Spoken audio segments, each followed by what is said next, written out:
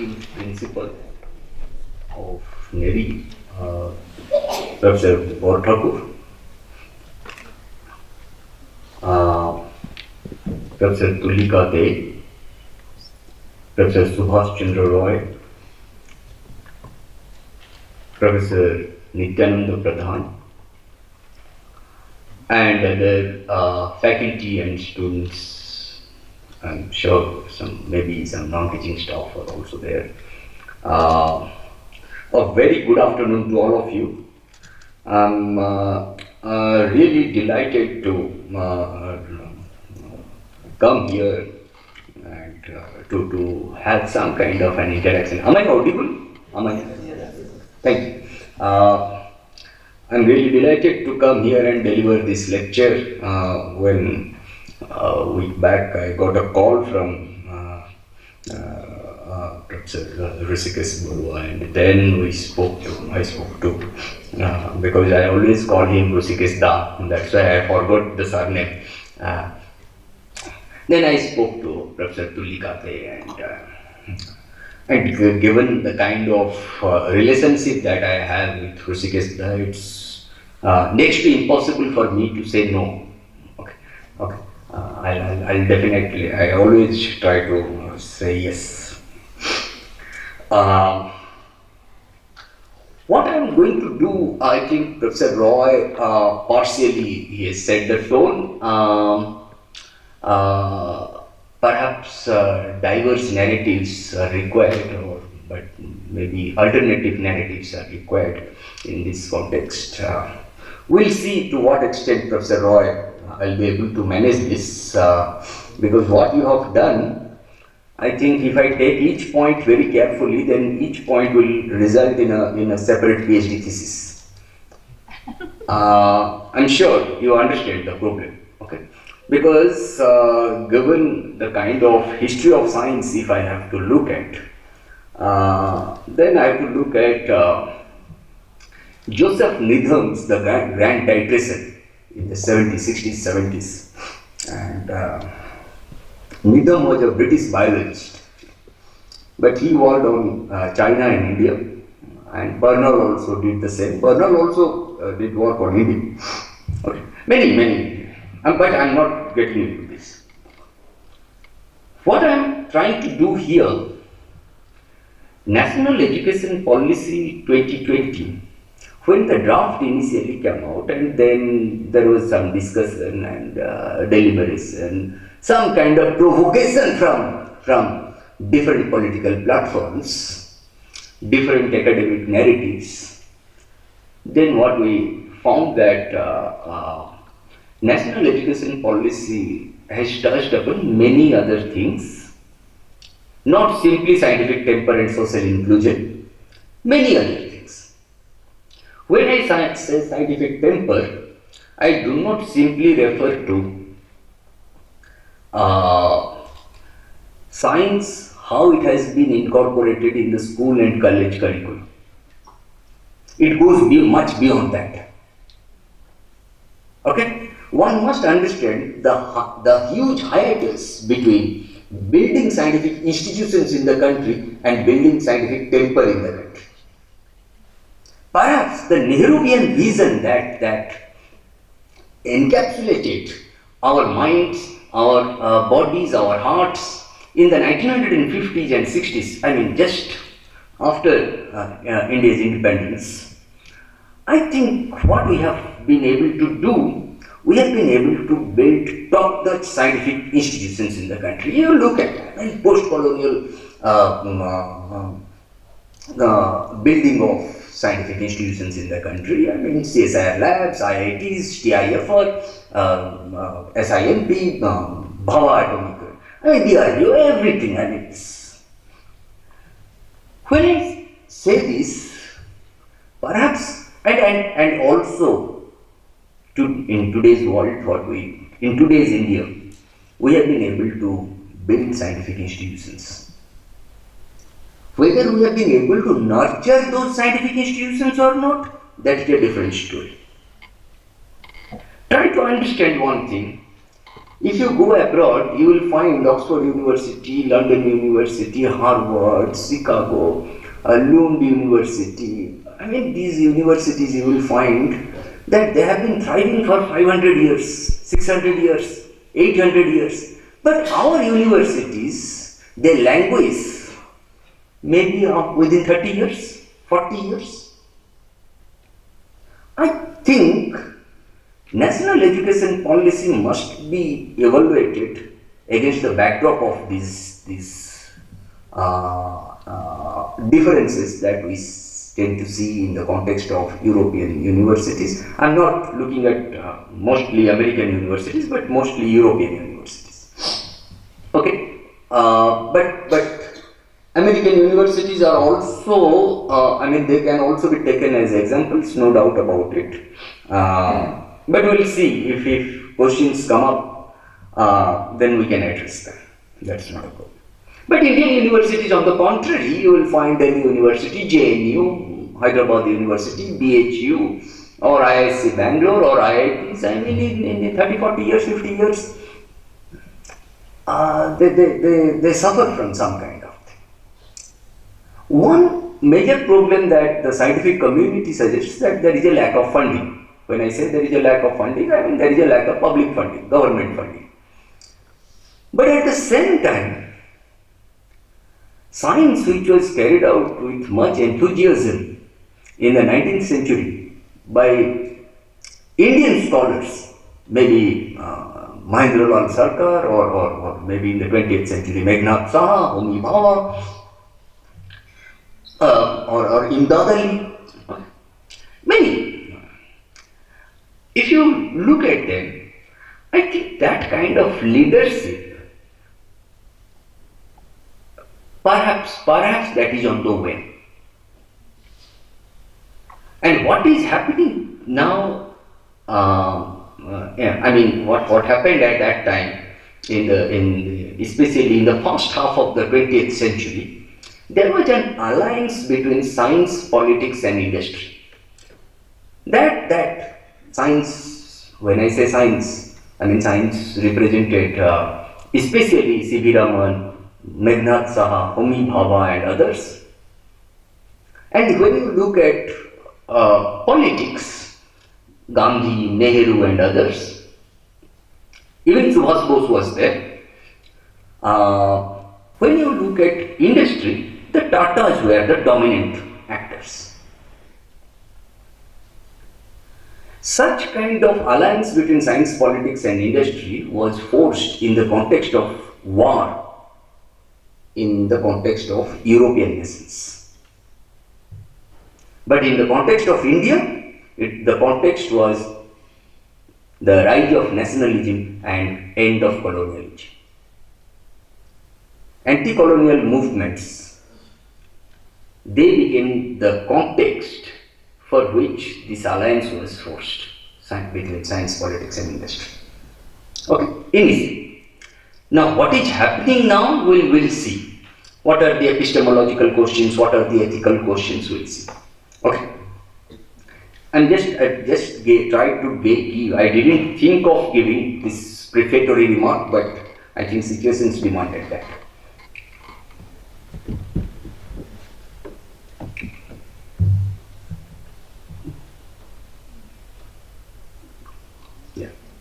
Thank you.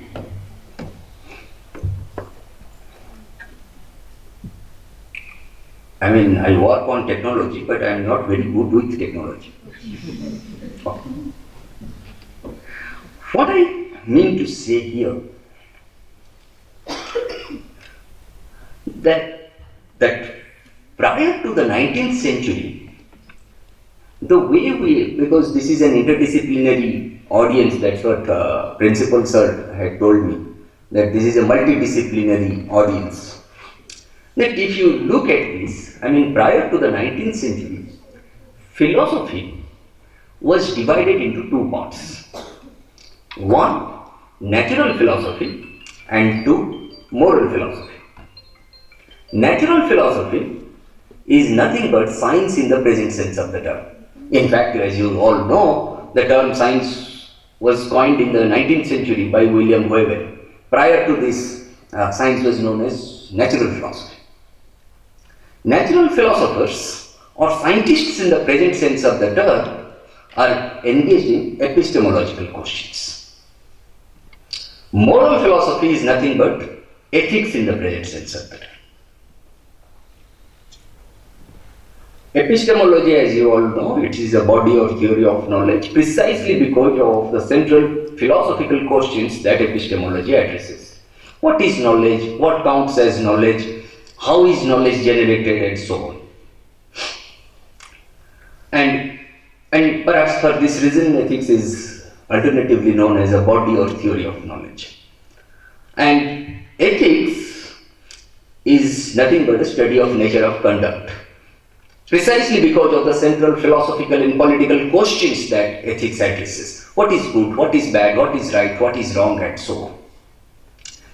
When we tend to integrate epistemology with ethics, or alternatively natural philosophy with moral philosophy, we tend to arrive at modern philosophy of science.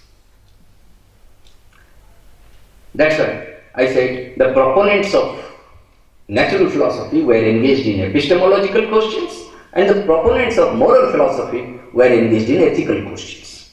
Now, when I tend to integrate epistemology with ethics or natural philosophy with moral philosophy, I tend to arrive at modern philosophy of science. Science, when I say science, may be an inquiry, maybe a method, maybe an institution, maybe an ideology, and so on. When I say science is an inquiry into the nature and limits of a particular knowledge. Okay. When I say limits of a particular knowledge, I do not mean limitations. By limits, I mean under what limiting conditions science is practiced or pursued. Even a set theory has limits. Those who are from mathematics, they know. Even a set theory has limits, right? A set theory is a philosophical branch of mathematical logic. Okay? That's why science always operates within certain limiting conditions. Okay? Perhaps such framework that I am trying to sketch in the context of the National Education Policy 2020, perhaps such framework forces us to examine the nature of science, the normative structure of science, the ethos of science, the institutional imperatives of science, and science that is based on empirical and rationalist accounts. When somebody says, very often students, especially undergraduate students, they ask me, "Sir, what are the sources of knowledge production? Through what we produce knowledge?" It may appear very simple, but actually it is very difficult to answer.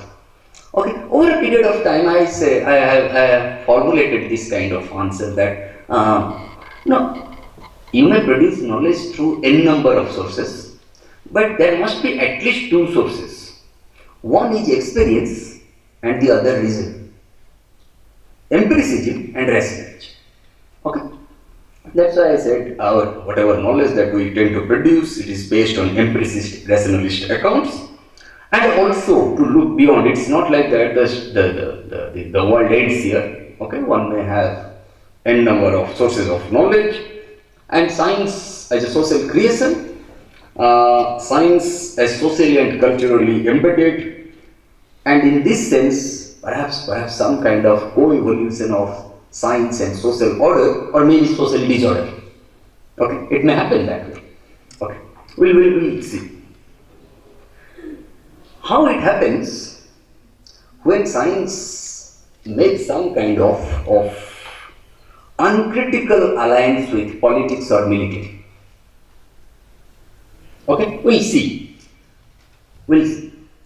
Let us start with these thematic preliminaries, the technology, science, society, and so on, and how they interact. How technology and science they interact with society. our economy, our culture, our polity, our military, our state, and so on. Technology is the medium through which human beings interact with nature. When I say nature, it includes both natural as well as social phenomena. Thereby I tend to widen or broaden the scope and ambit of nature. In this sense, I am trying to look at the political economy, historical sociology, and philosophical anthropology of technology. The way I tend to look at technology, very often we also give these examples. What is a technology? Technology, very often people say that no, it includes software and hardware. I always say no, it also has a component called orgware. The social organization that is required to implement these softwares and hardwares. You are not going to do anything with software and hardware without any organizational setup. That's why it must have this kind of companies. Okay, that's why maybe I'm a little repetitive, that technology is the medium through which human beings interact with nature. When I say nature, it includes both natural and social phenomena. And as I said, science is an inquiry, science is a method. When I say science is an inquiry, I have already discussed that science is an inquiry into the nature and limits of a particular knowledge.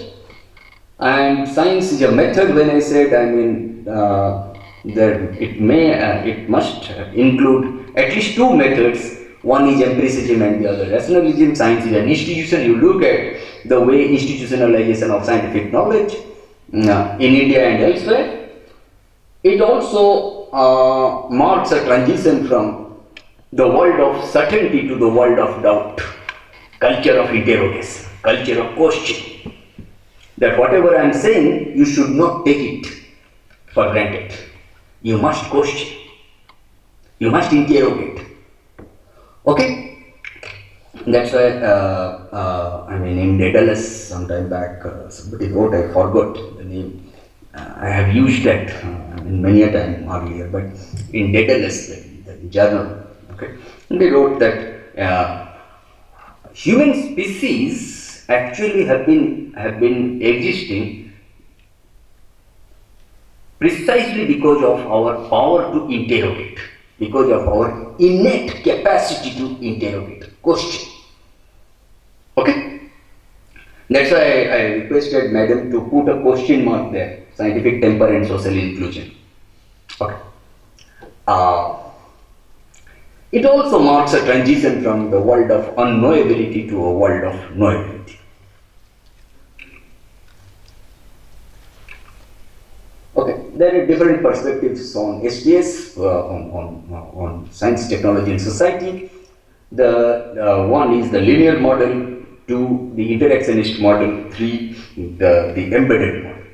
The linear model suggests that science leads to the development of technology, and technology leads to the development of our economy, culture, and polity. The interactionist model suggests that no, there must be a two-way relationship between science, technology, and society. Society also contributes to the development of our technology and science. But now I hope you understand, I have made it clear the difference between linear model and the interactionist model. But the similarity between the linear model and the interactionist model suggests that both these models, they treat technology, science, and society as separate entities. On the contrary, the embedded, the embedded model suggests that no, the relationship between science and technology is symbiotic in nature. They help each other for their growth, for their development. And the technology and science both are the creations of society, both are part of our social, cultural formation, economic formation. And the linear and the interactionist model, it is known as in social studies of science, it is known as the internalism debate, that the internalist account of science suggests that all knowledge except scientific knowledge is socially and culturally conditioned. That's what Mannheim said long back in the 1930s or 40s. and that science is objective, science is neutral, science is atemporal, science is universal, science is invariant, and so on. On the other hand, the externalist account suggests that all knowledge, including scientific knowledge, is socially cost. Okay, that's what Bloom said in Knowledge and Social Imagery. Kuhn, one of the major figures in history of science, philosophy of science, along with Popper, that is, the debates between Kuhn and Popper, they are considered one of the most intellectually stimulating debates within philosophy of science of the 20th century. Okay, Popper. And that's it. Kuhn said science should be seen in terms of its historical integrity, cultural embeddedness, and so on. And long back, Marx said, what is science? Science is a social creation. Okay. In the 19th century. And but in the 21st century, just before, Bourdieu at that time, he was delivering the Huxley Memorial Lecture, and just after delivering the lecture in a span of 1 or 2 months, he passed away. I think in 2002 he delivered 2 or 1 or 2, I forgot.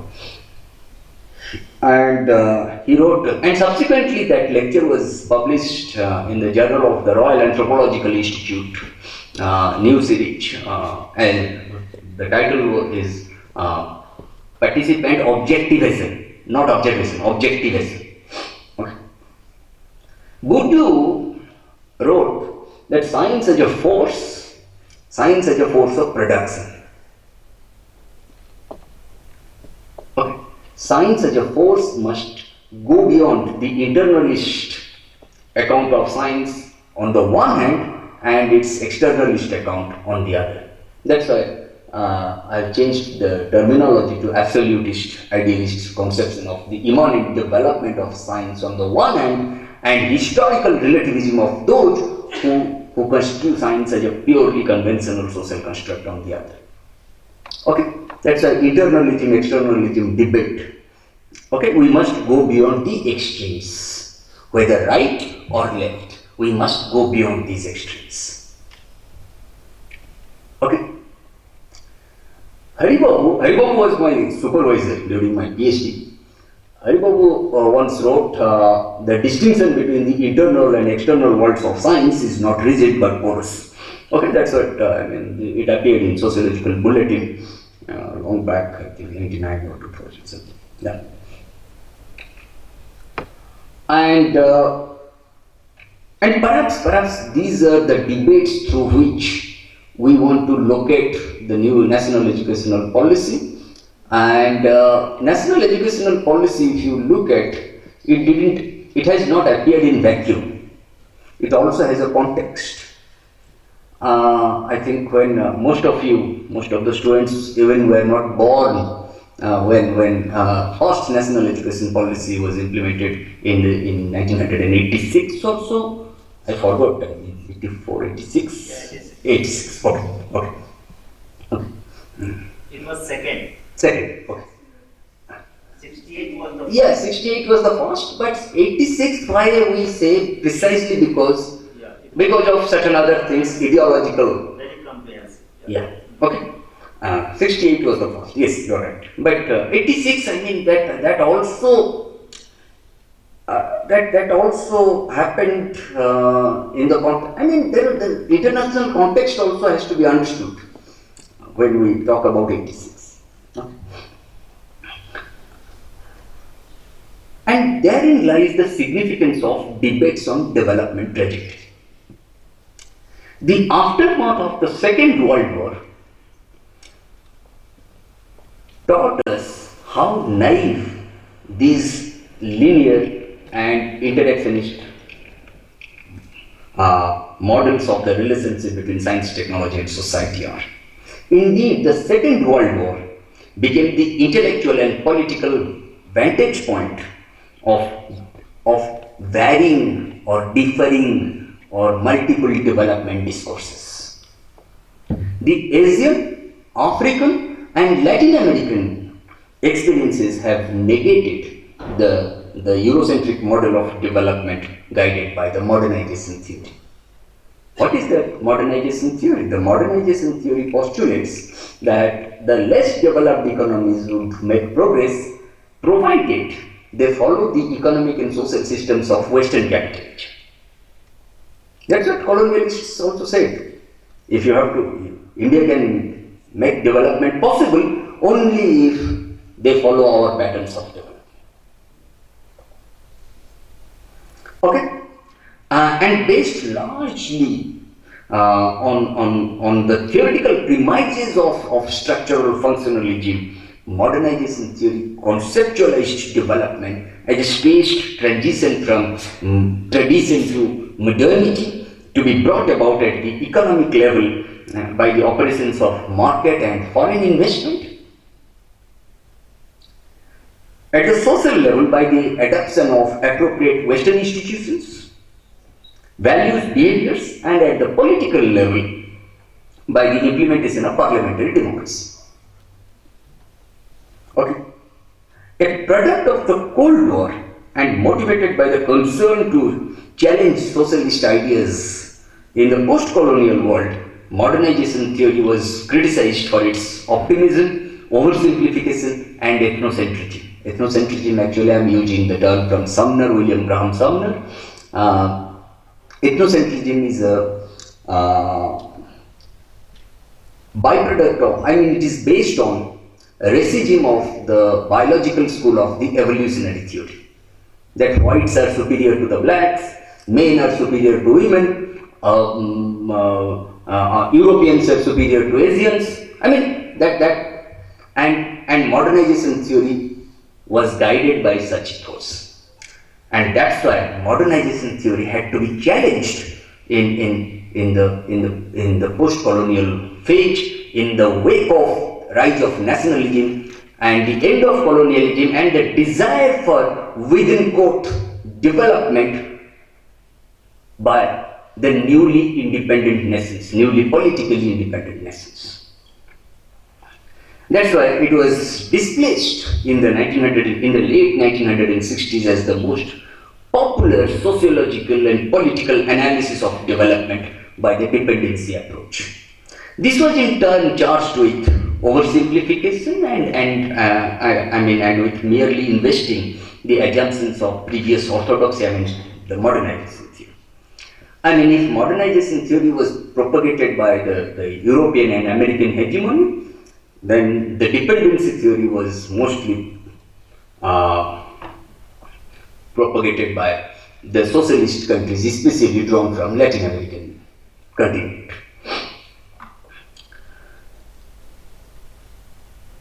And India, for a long time, even today, we don't have an independent science policy. In the 50s, India in fact was the first country in the world to formulate scientific policy resolution. In 1958,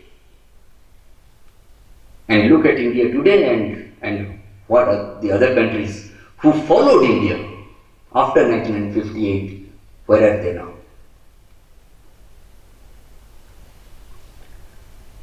When I said India doesn't have an independent science policy, precisely because Nehru was very much influenced by the Soviet bloc while formulating scientific policy resolution. The concept of self-reliance gained not only from Soviet bloc but also from Gandhi's Hind Swaraj. That's what Gandhi wrote in Hind Swaraj, that if India copies England, it is my firm conviction that she will be ruined. That the concept of self-reliance. Gandhi also influenced many scholars like E.F. Schumacher, Nehru, and so on. Okay.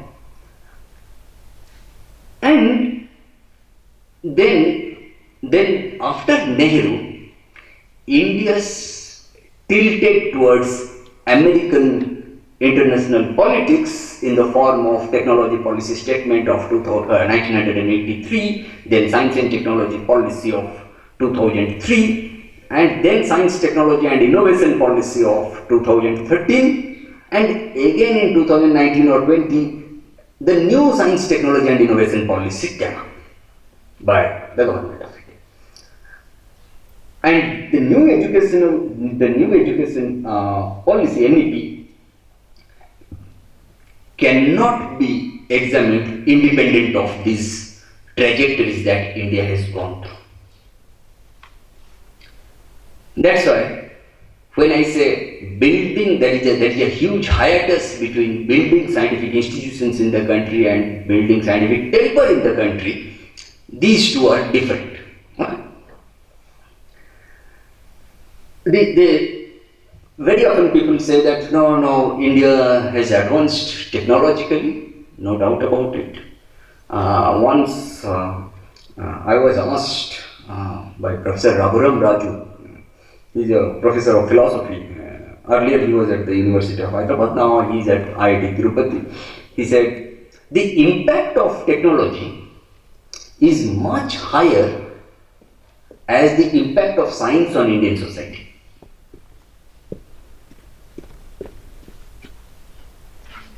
Suppose I use mobile phone, that impact.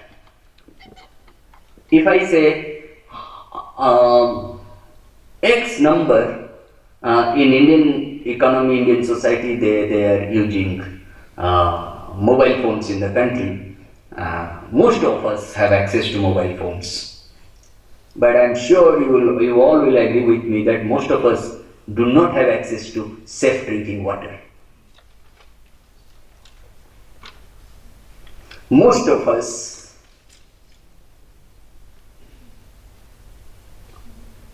first of all do not feel safe in another state. Forget, in your own state also, but in another state when you go, when you travel. Okay? That's why whether we are advancing in terms of technology, under what circumstances, under what parameters, one must understand. Okay, there is a general perception that technology is neutral, technology is objective, and so on. But before getting into technology, whether technology is neutral or not, let me tell you that the idea that technology develops as the sole result of an internal dynamic and then unmediated by any other influence molds society to fit its patterns. That people very often say that if technology comes up, then it will change our whole life. But technology must be located in certain context. I was engaged in Sarva Shiksha Abhijan in 2003, when just after my masters. Because all of us were expected to produce something after masters. We didn't know that whether we will be doing an MPhil or PhD or something. Okay, let's do something. And at that time, Mr. Chandrababu Naidu was the Chief Minister of Andhra Pradesh. At that time, Andhra Pradesh was not divided between Telangana and Andhra Pradesh. It was single one Andhra Pradesh. In a village, Chandrababu Naidu declared that all students must be given a computer each, 1:1 ratio. Then a class 8 student, he went up to the dais and he said, "Sir, thank you very much for giving us computers, but we don't have electricity in our village." Okay, that's why technology must be situated in certain social, economic, political, cultural context. Okay, that's why this kind of technologically determinist worldview may not work. The neutrality of technology, very often people say that no, technology is neutral, technology is objective, and so on. But the neutrality of a specific technology depends on the way it is designed and controlled. Who owns this? I can say that I use an Apple iPhone, okay, or Samsung iPhone, or whatever. But I am the owner of that only handset. After a point of time, that handset will also not work, will stop working independent of my will. Because when Apple will come up with Apple 14 or 15, this Apple 13 will also slow down. That's why my ownership, my control over what I am using is also limited. Okay. That's why I keep on giving this example that the way public roads in India has been constructed, I think it is essentially anti-pedestrian.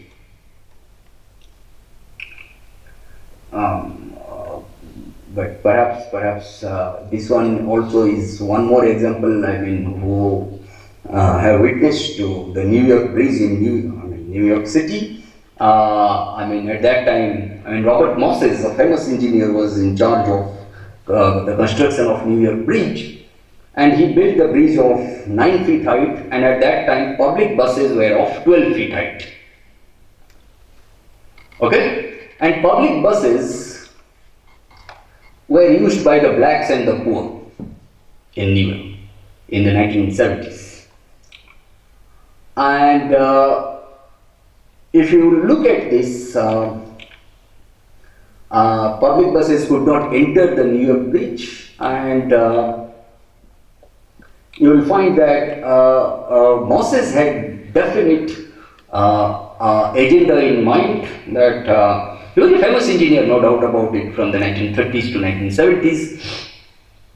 But he had that, he had that racial prejudice and class bias while constructing the New York Bridge. Not simply New York Bridge. You look at Singapore, you look at Hong Kong, you look at Taiwan. He was in charge of the construction of many cities actually.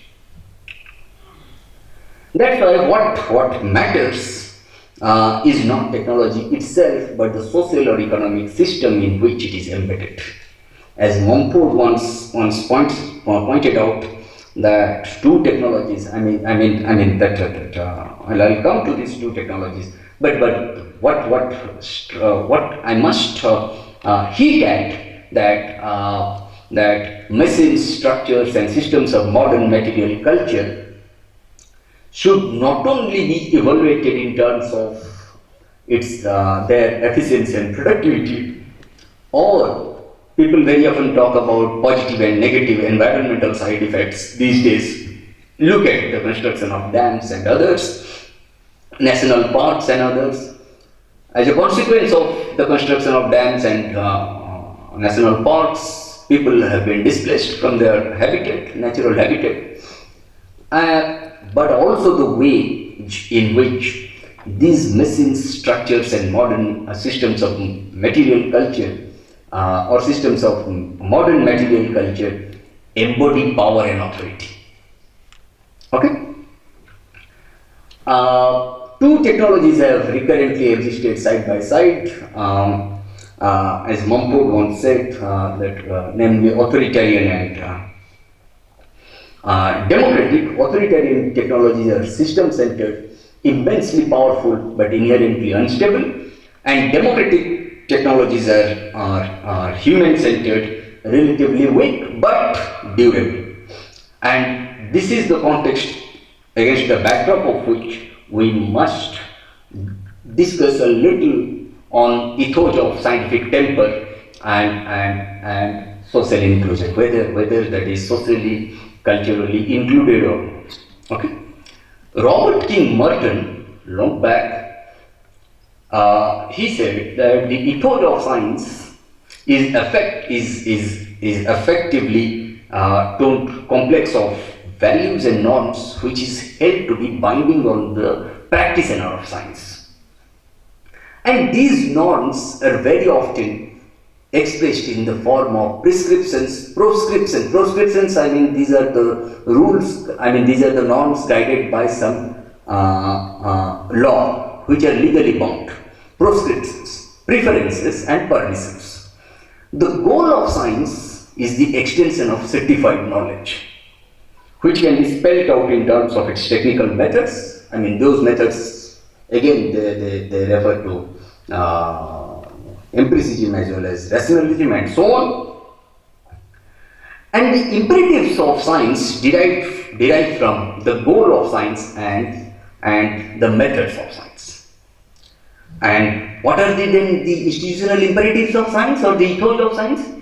Merton said universalism, communism, disinterestedness, and organized skepticism.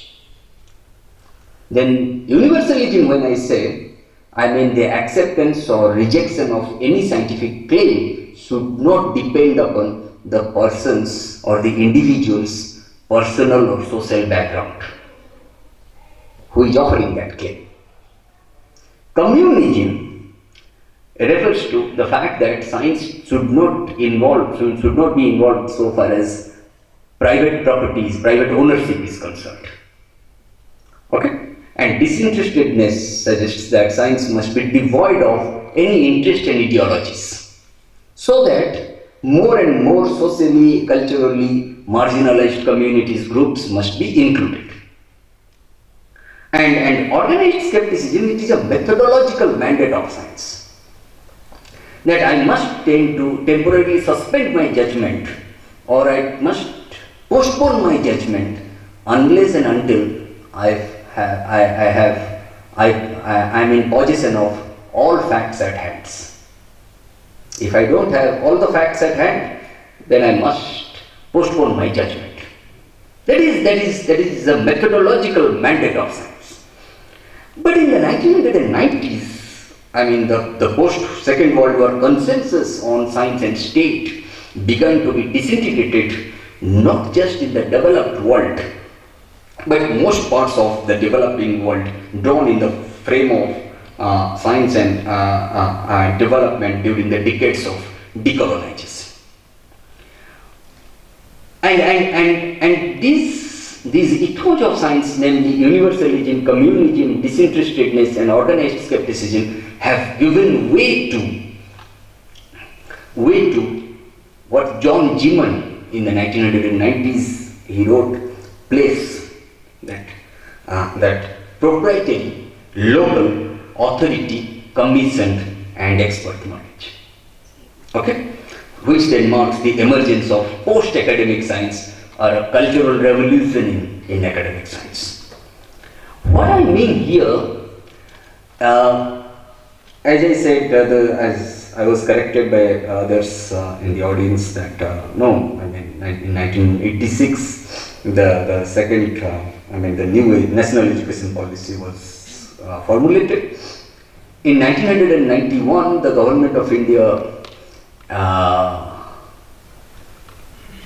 we witnessed new economic policy in the form of liberalization, privatization, and globalization. In 1995, India became signatory to the WTO agreements.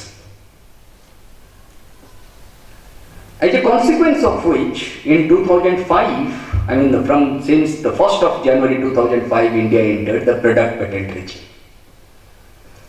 The 1970 Patents Act, Indian Patents Act, was subject to only process patents. In other words, one could arrive at the same product by using different processes. But because of this WTO agreements, since January 2005, India entered the product patent regime. Now you cannot arrive at the same product by using different processes. That's why you will find in the last 15-16 years, the prices of seeds and medicines have gone up like anything. Agricultural seeds and medicines, pharmaceutical drugs, drug companies. Okay? Now, all these ethos which Merton conceptualized in the form of kudoj, communism, universalism, disinterestedness, and organized skepticism have given way to place, that is proprietary, local, authority, commissioned, expert. Now that the ethos of universalism or communism or disinterestedness or organized skepticism, they don't have. We don't have time now. People, even the scientific community it is becoming more and more restless that no, we have to make some judgment even if we don't have all facts at hand. That is a major series of that's a major source of concern for me as a person who has worked on the way science education must be practiced for the last 15-16 years or maybe more than that. Then to come out of, I mean, this restlessness that we have within the scientific community, not simply the scientific community, but also the political pressures are there, the economic pressures are there, the food policy pressures are there. I mean, these pressures, that's why perhaps science, the way it was conceptualized earlier, that it must be a curiosity-driven research, it must be a curiosity-driven framework of research. Now it has become a part of contract obligations. Science, which has hitherto been a public resource, has become a part of an intellectual property. Okay? And these changes at the cognitive and political levels that we tend to witness at the realms of political economy, labor, agriculture, health and environment, perhaps those two destabilizing cognitive and political changes that we tend to witness, that in the changing context of the framework against the backdrop of which we are discussing scientific temper and social inclusion, changes at the cognitive level indicate the shift that has occurred from monovalent to polyvalent knowledge. We'll discuss that triple helix model supersedes both traditional disciplinary boundaries and mode to knowledge production created in the context of application.